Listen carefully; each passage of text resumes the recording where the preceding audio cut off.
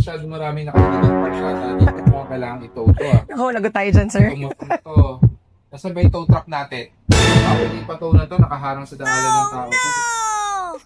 Teka lang, parang manyata. Parang laruan pala to. Sorry. Mali pala. Yan, may special tayong bisita ngayon. Nandito si Sir Gabriel Go. So, tara, i-welcome natin siya.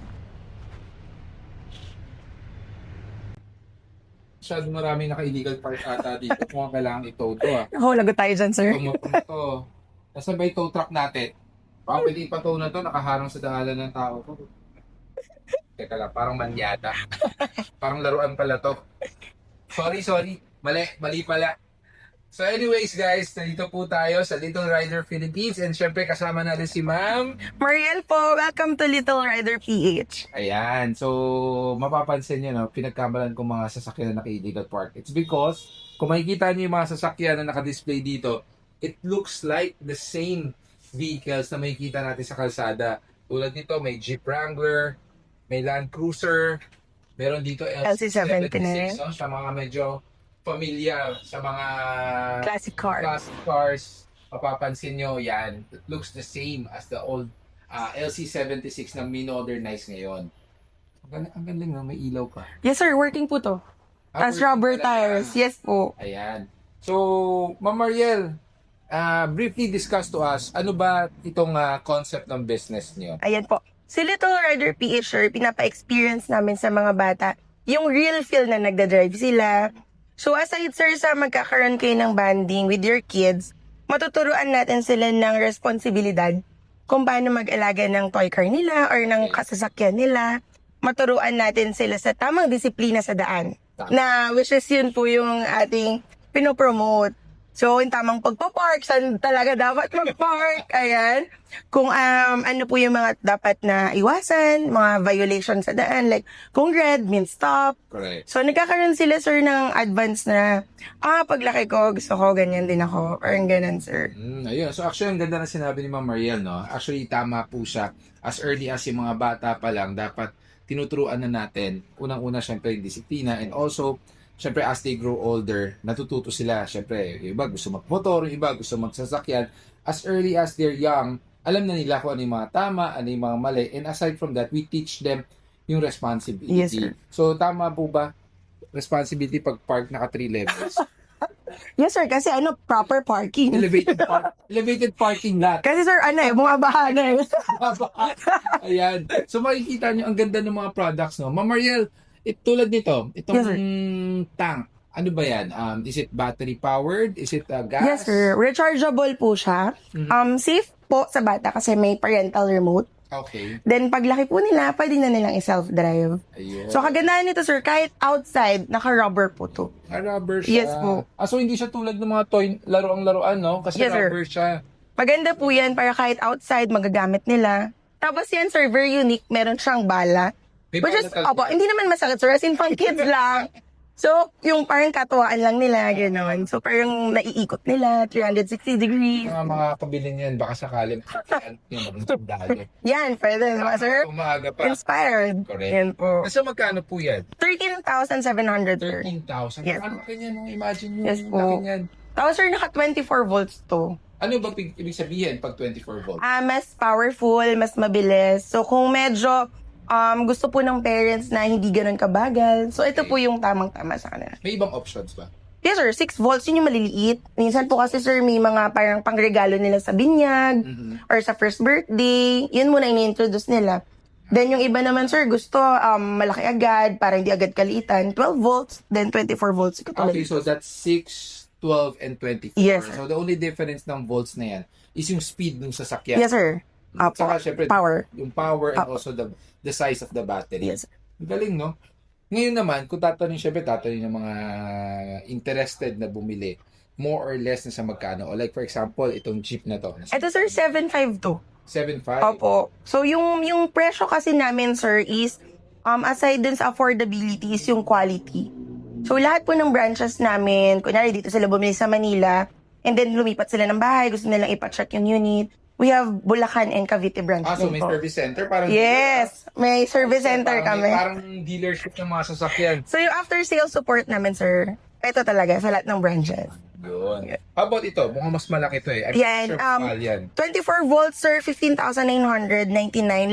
License FJ40. License. Pwede ko, sir, ipalabas para mas makita mo. Wait lang po. Di baka maano eh. Baka may illegal parking.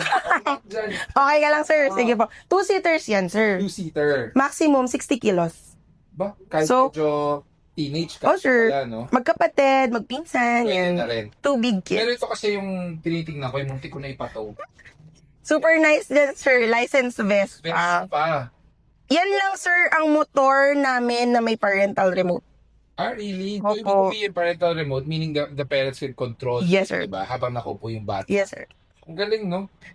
Naka-padded seat yan, sir. Tapos talagang lahat po ng logo ni Vespa, Andyan talaga. itsura, kopya po I talaga. think even the color, no? May Yes. ganung kulay si Vespa eh. Parang cream na ano, sir. Opo. Tapos I notice here, meron din po kayong mga trucks. Yes, sir. One. Dump truck. Dump truck, sir. Working po yung dump niyan. Working talaga siya. Opo. Tsaka, sir, yung tires niyan talaga sobrang kapal.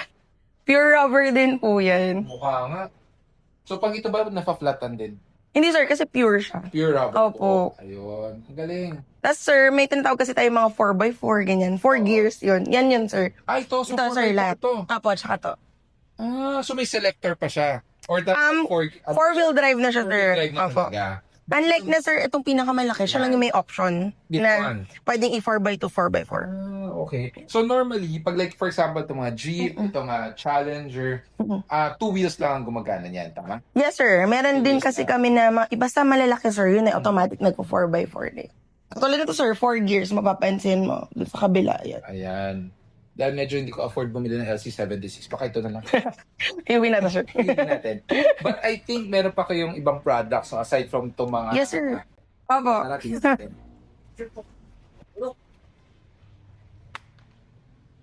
Ito, sir, mga ano na to, itong banda dito, mga gas-operated. Ito, sir, rechargeable.